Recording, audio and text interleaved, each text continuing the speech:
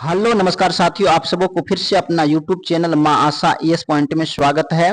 मेरे साथियों, इस वीडियो में आप जानेंगे क्लास 12th हिस्ट्री चैप्टर 9 शासक और इतिवृत्ति। इसके 25 मोस्ट इंपोर्टेंट ऑब्जेक्टिव प्रश्न को मैं इस वीडियो में बताने वाला हूं, जो आपके बोर्ड एग्जाम के दृष्टिकोण से बहुत इंपॉर्टेंट है। तो इसी वजह से आप इस वीडियो को ध्यान से अंत तक देखेंगे। और अगर आप हमारे यूट्यूब चैनल पर नए आए हैं तो एक बार इसको सब्सक्राइब करेंगे, लाइक करेंगे और अपने दोस्तों को भी शेयर करेंगे। तो प्रथम क्वेश्चन है आपके सामने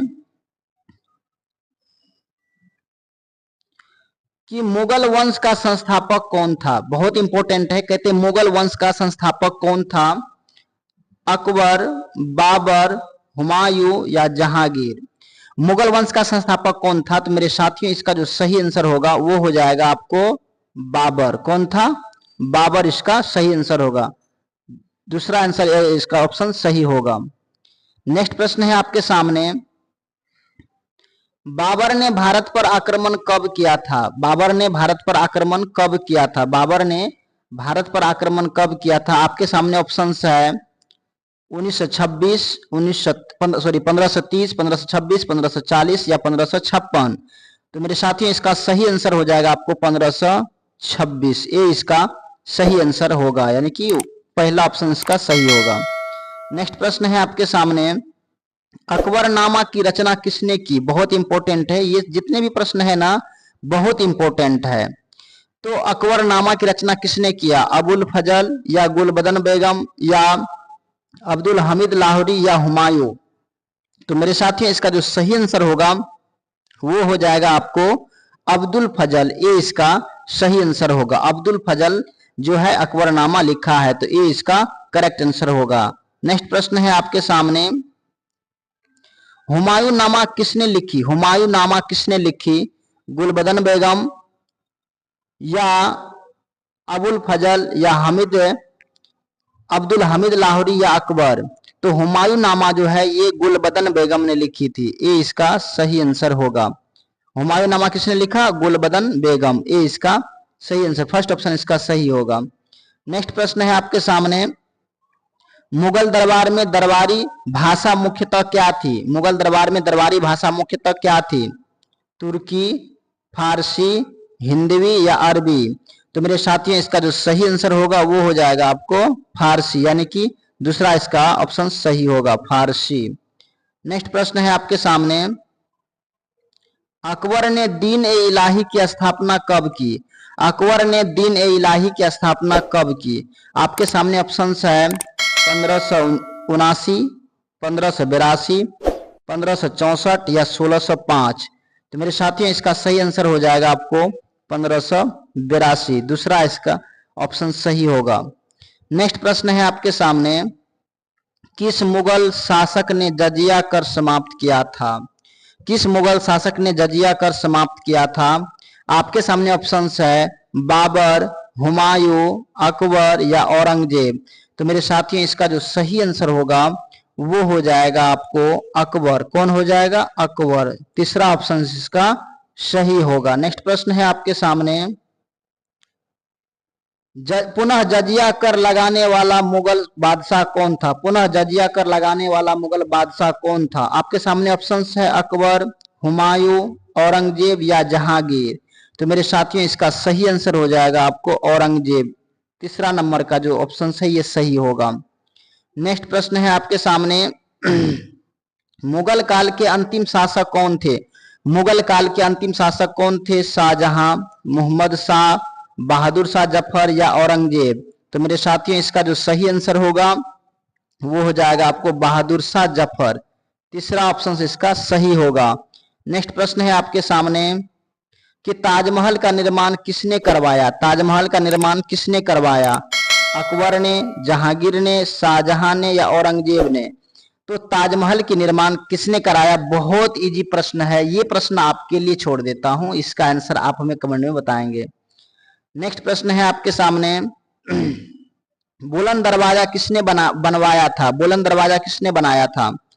अकबर, शाहजहां, जहांगीर या हुमायूं। तो मेरे साथियों, इसका सही आंसर हो जाएगा आपको अकबर। बुलंद दरवाजा किसने बनाया था? ये अकबर जी ने बनाया था। ये इसका फर्स्ट ऑप्शन से इसका सही होगा। नेक्स्ट प्रश्न है आपके सामने, मुगल शासक अकबर की मृत्यु किस वर्ष हुई थी? मुगल शासक अकबर की मृत्यु किस वर्ष हुई थी?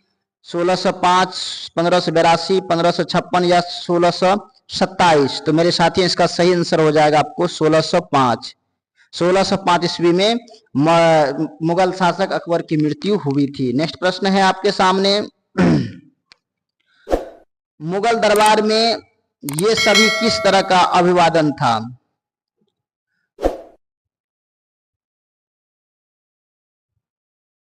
कहते हैं मुगल दरबार में ये सभी किस तरह का अभिवादन था? साजदा, कॉर्निश, ये सभी या प्रमाण? सॉरी इसमें थोड़ा सा क्वेश्चन मिस्टेक हुआ है। कहते हैं कि मुगल दरबार में अभिवादन का है किस तरह से किया जाता था, ये क्वेश्चन होता तो ऐसे इसका बनेगा कि मुगल दरबार में अभिवादन किस तरह का होता था? तो साजदा भी होता था, कॉर्निश भी और प्रमाण भी, यानी कि ये सभी होता था। तो इसका सही आंसर होगा ये सभी।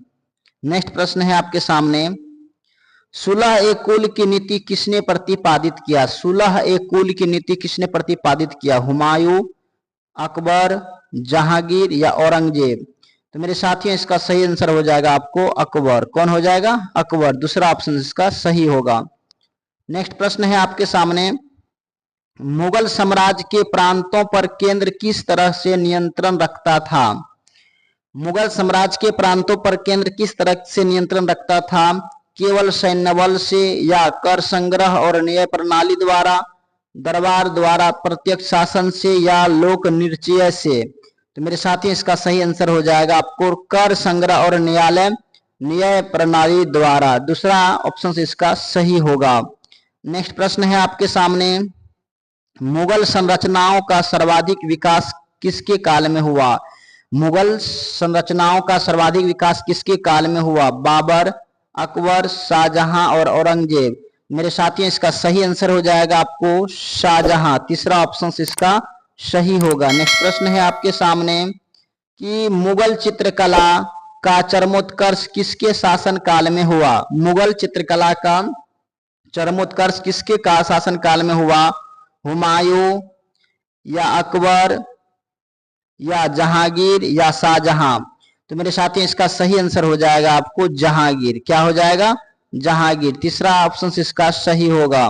नेक्स्ट प्रश्न है आपके सामने, पांडुलिपि तैयार करने की प्रक्रिया में तस्वीरकार कौन होता था? पांडुलिपि तैयार करने की प्रक्रिया में तस्वीरकार कौन होता था? दरबारी कवि, चित्रकार या इतिहासकार या संगीतज्ञ? तो मेरे साथियों इसका सही आंसर हो जाएगा आपको चित्रकार, दूसरा ऑप्शन इसका सही होगा। नेक्स्ट प्रश्न है आपके सामने, मुगल दरबार में महिलाओं का क्या स्थान था? कोई भूमिका नहीं थी या सिर्फ पूजा पाठ या महत्व सामाजिक राजनीतिक भूमिका या प्रत्यक्ष प्रशासन? मेरे साथियों इसका सही आंसर हो जाएगा महत्वपूर्ण सामाजिक राजनीतिक भूमिका, तीसरा ऑप्शन इसका सही होगा। नेक्स्ट प्रश्न है आपके सामने कि मुगल प्रशासन की मुख्य इकाइयां कौन सी थी? मुगल प्रशासन की मुख्य इकाइयां कौन सी थी? गांव और नगर या सूबा जिला विभाग या कस्बा और चौकी या प्रांत और केंद्र? मेरे साथियों इसका सही आंसर हो जाएगा आपको सूबा जिला और विभाग, सूबा जिला और विभाग, दूसरा ऑप्शन इसका सही होगा। नेक्स्ट प्रश्न है आपके सामने, मुगल दरबार की यात्रा पत्रिका किस तरह से इतिहास रचती थी? मुगल दरबार की यात्रा पत्रिका किस तरह से इतिहास रचती थी? केवल युद्ध, दरबार की घटनाएं, नीति व जीवन, धार्मिक विषय या विदेशी यात्राएं? मेरे साथियों इसका सही आंसर हो जाएगा दरबार की घटनाएं, नीति एवं जीवन, दूसरा ऑप्शन से इसका सही होगा। नेक्स्ट प्रश्न है आपके सामने, मुगल शासकों ने राजधानी क्यों बदली? मुगल शासकों ने राजधानी क्यों बदली? जलवायु कारण, सुरक्षा कारण से, व्यापार की सुविधा या उपरोक्त सभी? तो मेरे साथियों उपरोक्त सभी इसका सही आंसर होगा, फोर ऑप्शन से इसका सही होगा। अब नेक्स्ट प्रश्न है आपके सामने, तुजुक ए जहांगीरी किसने लिखा? तुजुक ए जहांगीरी किसने लिखा? जहांगीर, अब्दुल फजल, गुलबदन बेगम या नूरजहां? तो मेरे साथियों इसका सही आंसर हो जाएगा आपको जहांगीर, ये इसका फर्स्ट ऑप्शन से इसका सही होगा। नेक्स्ट प्रश्न है आपके सामने, राजघराने की स्त्रियों का मुख्य योगदान किस क्षेत्र में था? राजघराने की स्त्रियों का मुख्य योगदान किस क्षेत्र में था? कोई योगदान नहीं, या साहित्य और कला में, या खानदान बढ़ाने में, या शिकार में। तो मेरे साथियों इसका सही आंसर हो जाएगा साहित्य और कला। दूसरा ऑप्शन इसका सही होगा। नेक्स्ट प्रश्न है आपके सामने, अकबर ने अपने दरबार का आदेश राज्य बनाने के लिए किसका प्रयोग किया? अकबर ने अपने अकबर ने अपने दरबार का आदर्श राज्य बनाने के लिए किसका प्रयोग किया? केवल सैन्य शक्ति का, धार्मिक सहिष्णुता एवं न्याय का, केवल कर संग्रह का, या समुद्री शक्ति का? इसका सही आंसर हो जाएगा धार्मिक सहिष्णुता एवं न्याय का। नेक्स्ट प्रश्न है आपके सामने। तो मेरे साथियों हमने 25 ऑब्जेक्टिव क्वेश्चन को बता दिए हैं। बाकी ये वीडियो में से इन ऑब्जेक्टिव प्रश्न में से आपको कितना याद था आप हमें कमेंट में बताएंगे। अगर आपको ये वीडियो अच्छा लगा होगा तो प्लीज आप जो है हमारे YouTube चैनल को भी सब्सक्राइब करेंगे, लाइक करेंगे और अपने दोस्तों को भी शेयर करेंगे। बाकी thanks very much, all the best, have a nice day, जय हिंद।